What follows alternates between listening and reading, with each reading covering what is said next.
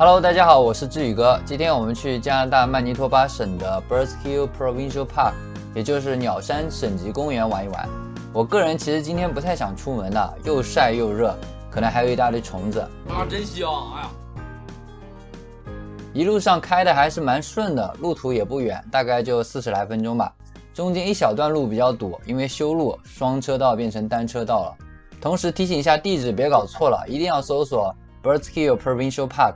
因为它附近有一个小镇的一条马路也叫 Burzkill， 我们就搞错了，过去公园里还有10来分钟车程。到达之后在门口排队，有3条车队，最右边的车道是你如果有票或者提前网上买票了，可以直接开进去免检，另外左边2条就是排队买票。入口处有提醒宠物要拴绳，同时要清理宠物产生的垃圾。还有就是介绍票的类型有3种，日票也就是1天的 9.5 加币， Casual 也就是3天连票16块5加币，再就是年票了44块5加币。我们就难得来玩玩，就买个日票好了。买票的过程也挺快的，付款之后报一下自己的车牌就登记完成了。这就是我的小票凭据。买完票冲，沙滩和妹子，哦不是，烧烤和肉串就在眼前了。下车之后一股热浪袭来，要不是因为有烧烤吃，我是真不想来。我们另外的一批小伙伴已经先到达了，他们抢占了一个带烧烤炉的位置，我扛着一大箱肉串艰难前进。一路上来来往往的人很多，基本没有人戴口罩，也没有人注意2米的安全社交距离，真让人害怕。走了不一会儿就有个水龙头，我试了一下有水，所以大家来玩的时候就不用担心没有水了。再继续往前走是一个岔路口，往右边走的话是可以直接到达湖边沙滩，各种比基尼8岁到80岁，20斤到200斤都有，具体看你个人喜好了。往左边走的话是会有更多的草坪和树荫，以及一些娱乐设施，当然沙滩也是有的。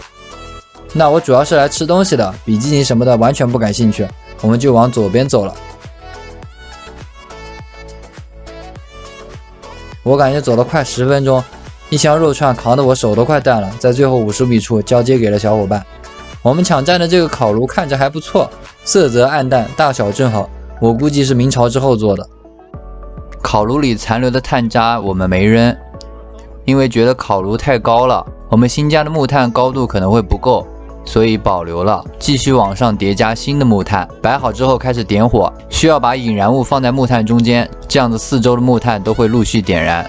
我们打火机忘记带了，但是从附近的黑朋友那边借到了，顺便搭讪了一波。中非人民就共同关心的火种引燃问题交换了意见，同时对于今后的烤肉互换合作表示期待，世界人民友谊长存。会谈结束后，他们顺走了我们半麻袋的木炭。这个炉子4面通风，我预计香火会很旺。哎呀，玩火有什么好看的？我们来吃水果吧。菠萝、哈密瓜、草莓，竟然没西瓜，有点失望。哎呀，真甜。顺便偷看一下我们都有什么食材。哎呀，一大碗牛仔骨，爱了。开始烤串了，但是炉火还是不大，所以有点慢。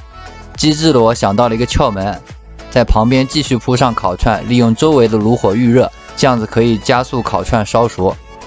虽然我不动手，但是这烤串有我一半功劳。熟了，赶紧抢一串开吃。哎呀，这个烧烤确实不错，香喷喷的羊肉，色泽酱红，麻辣鲜香，还泛着油亮，不腻不骚，外酥里嫩，肉质鲜美，咬一口，满口的火热沸腾，非常好吃。真不愧是我看着烤出来的羊肉串，赶紧再来几串。这种集体活动吧，得靠自己主动，你只要一直吃不干活，你就比别人吃得多，那你这次活动就赚了。社交小心机，注意记好笔记啊。然后因为我们用的是木炭嘛，前调刚猛，后劲不足，所以我们又从黑兄弟那边顺来了一袋煤炭，加强持续性。而且煤球要一颗一颗的拿，虽然慢，但是别人会觉得你只是拿了几颗，其实我们拿了半麻袋，又是一个社交小心机，注意记好笔记啊。加好之后，炉火重新兴旺了起来，继续上肉串，刷油撒粉，我全程盯着他们干活，一点都没偷懒。这边手机信号还是蛮好的。烧烤继续，为了更加充分的利用炉火温度，我们还摆上了金针菇在旁边预热。我的朋友们也和我一样越来越机智了。牛肉串也烤完了，赶紧尝一尝。我觉得牛肉串比羊肉串瘦一点，但是我更喜欢牛肉。哎呀，其实都差不多，吃就行了，不逼逼。下面要烤牛仔骨了，正好肉串也没有熟，我就假装干一会儿活好了。我们来给牛仔骨翻个面，我这个娴熟的手法。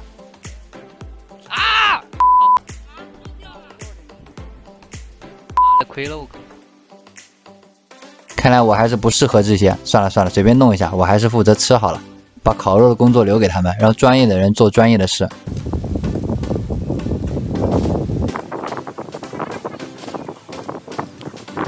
开始吃牛仔骨了，用筷子优雅的夹起一块，给你们先验验货。有点烫，牛仔骨他们放的腌料比较甜，但味道还是不错的。要给干活的人多鼓励，这样他们才会更加卖力。又是一条社交小心机，注意记好笔记啊！吃饱了再到处溜达一下，这里玩的项目应该还是蛮多的，沙滩排球啊，沙滩日光浴，看比基尼妹子啊，烧烤、野餐、露营、散步、国际社交、儿童游乐设施和露天健身等等吧。就是一定要注意做好防晒。我那天其实穿的挺多的，不是我冷啊，而是实在太晒了嘛。我又不喜欢涂防晒，所以就多穿了点衣服。结果那天就脖子没被衣服挡住嘛，回来以后痛了好几天，又痛又痒，很不舒服。所以提醒那些和我一样怕晒的，要么多涂防晒，要么多穿衣服，这样虽然热一点，但是不会被晒伤嘛。又是一条精致男孩的护肤小技巧，大家做好笔记啊。那我们最后来总结一下今天的游玩情况吧。这个地方我是觉得还蛮好的，因为很近嘛，有很多公园啥的，很远，很不方便。然后这边门票价格也还可以啦，10块钱玩一天不错了，适合男女老少全家一起来玩，全年龄段都合适。谢谢大家收看今天的视频，我是志宇哥，我们下一个视频见吧。